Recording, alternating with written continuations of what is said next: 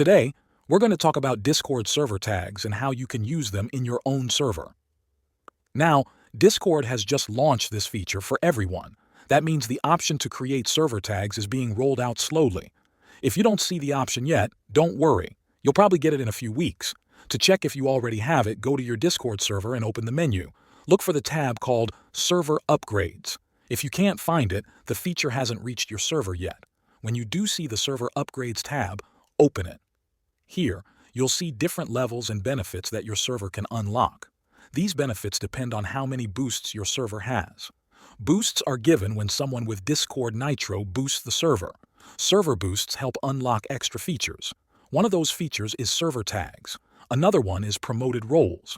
These are both useful if you want to organize your community and show off different roles in your server. To unlock tags, your server needs 3 upgrades. That means your community needs to boost the server 3 times.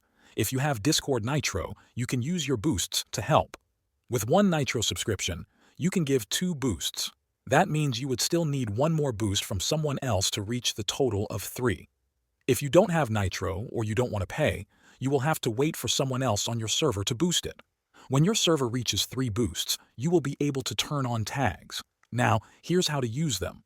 Once your server is upgraded, go to your server settings. In the menu, find the option to manage tags. Here, you can create your own tags. Each tag is limited to 4 characters, but you can get creative by using special symbols to make them look more unique. You can also choose an icon for each tag. After you pick your icon and write the tag, save the changes.